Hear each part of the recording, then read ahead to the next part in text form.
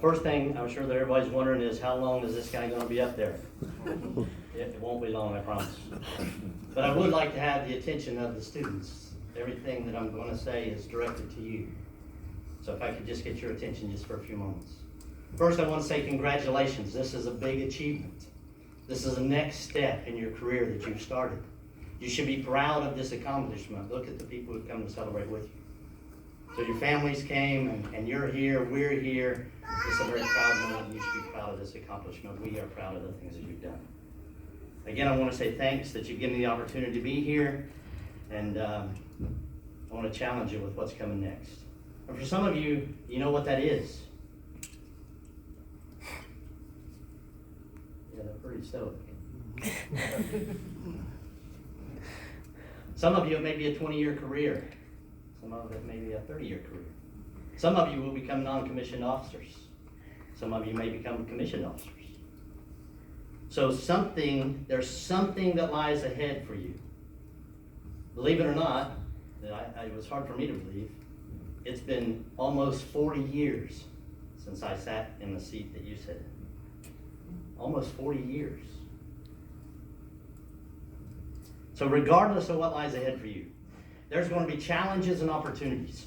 There are going to be choices that you have to make, right? And as you go through all of those things, I'm sure this course was a piece of cake for all of you. Everybody sailed through, no problems whatsoever.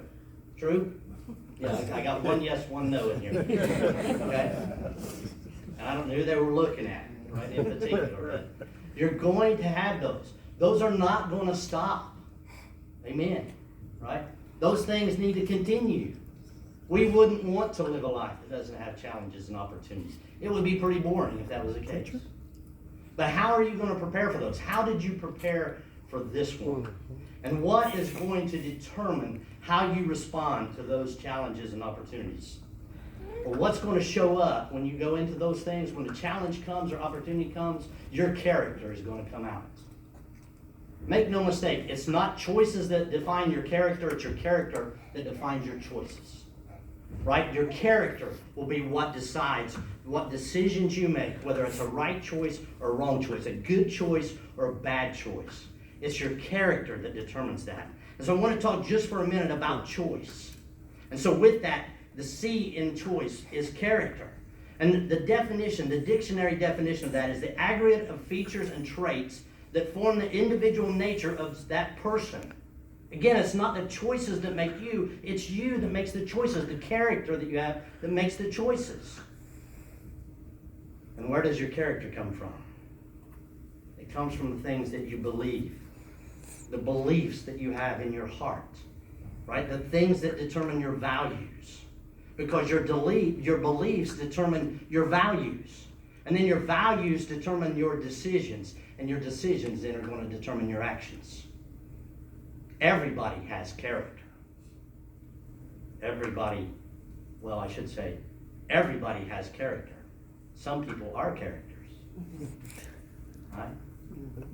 Everybody has character. And I'll mention that again when I talk about inner integrity. Right? But if you want to make a lasting change in a person's actions, you can't go. Anyone ever heard the beatings will continue until the morale improves? That works well, doesn't it? As long as the beatings continue. Once the beatings stop, everything goes back. That's because the values were not changed. Only the actions were changed. So if your character is going to change, your beliefs have to change, which will change your values, which will change your decisions, which will then change your actions. And make no mistake, it's only God who can change the heart of a man and the character of a man. Only He can do that. So the H in choice is honesty or honorable. Are you honest? Are you honorable?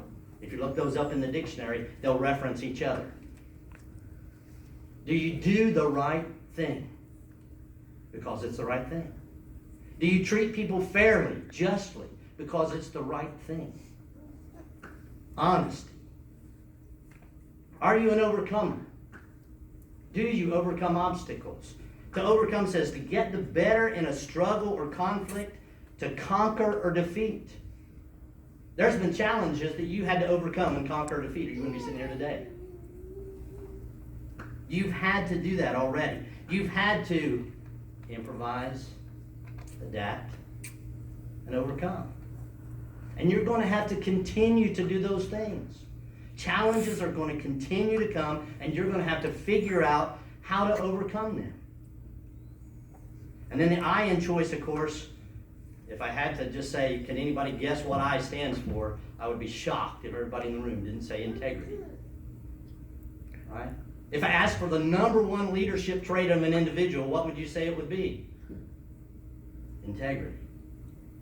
Do you do what you say and say what you do? Does what's on the inside come to the outside? Integrity says that actions demonstrate adherence to moral and ethical principles and beliefs. Do your actions line up with what you believe? I will tell you, I believe they do. I believe everybody has integrity. Because integrity means what's on the inside comes to the outside. And I believe at some point that does. You can play the game for so long, but eventually what's on the inside will get to the outside. And the key goes back all the way back to character. You have to change the inside. If you want to have a life that has good character with good integrity, you have to go back to change your values and your beliefs. There was a man, some of you may have heard of him, his name is A.W. Tozier.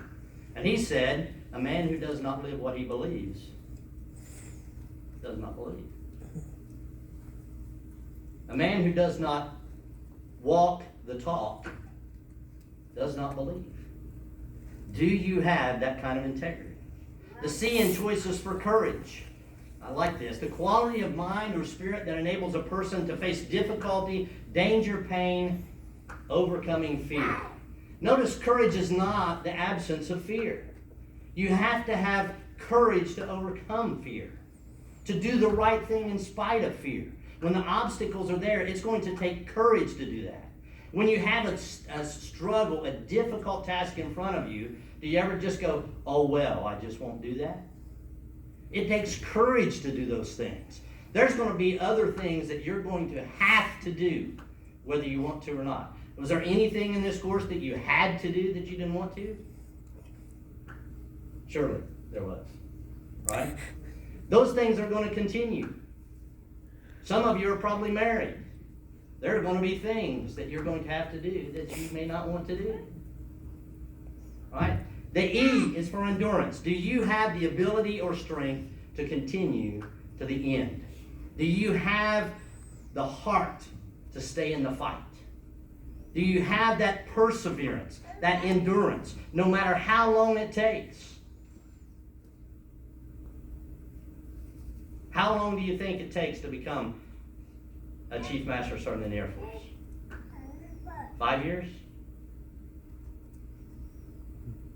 15 years? Maybe? 20 years?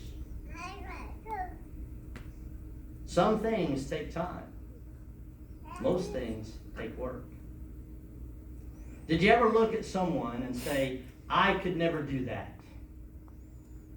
Did you ever look at a sergeant major and say, I could never do that? I could never be the sergeant major. Or maybe it's the chaplain. Did you ever look at it and go, I could never be a chaplain?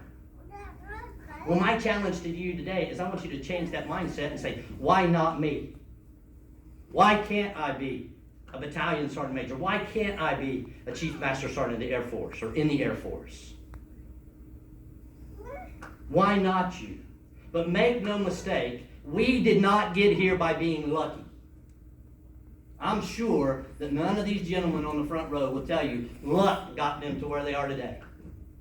Luck has nothing to do with it. I would even argue there is no such thing. Make no mistake, when it came time to get promoted to staff sergeant, all my boxes were checked. There was nothing I lacked when I got the opportunity to be promoted to staff sergeant or tech sergeant or master sergeant. None of those.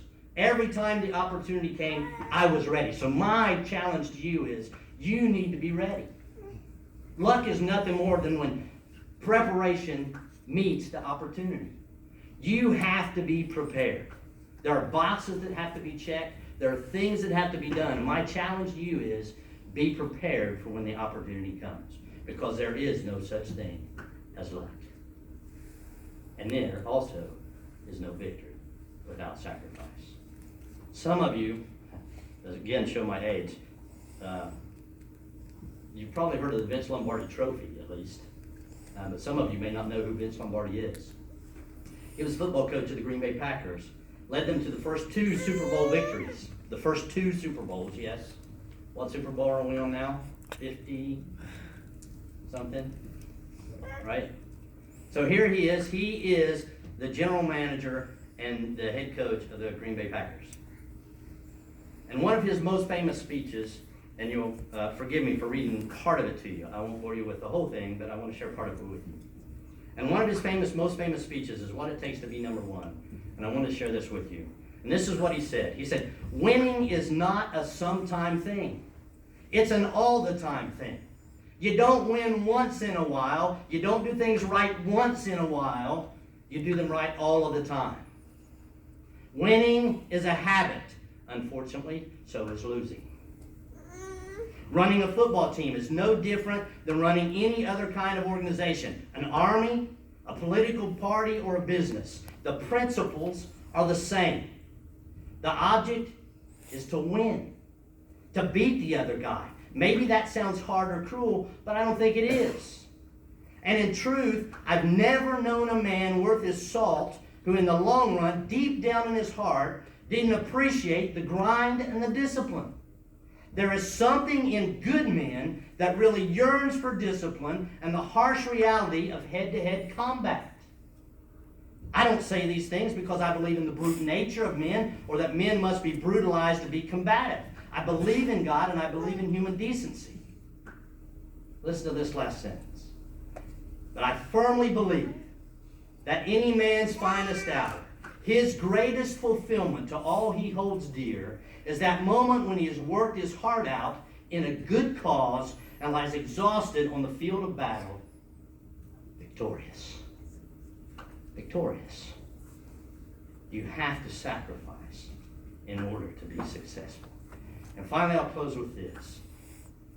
The greatest man, the greatest man that ever lived, just before he was to lay down his life for mine, Jesus Christ, said this, greater love has no man than this, but to lay down his life for his friends. It's in him that I put my trust. It is he who has changed my character from what I once was to what I am today. And I hope you'll do that too. Franklin Delano Roosevelt said this, those who have long enjoyed such privileges as we enjoy forget in time that men have died to win them. Thank you. Thank you for being willing to lay down your life. I heard the creeds. Thank you for being willing to lay down your life for your friends and your commitment to carry on a proud legacy that those who have gone before have left you to fulfill. I pray that you'll leave a better legacy than they left for you. Now, go and be all that God's created you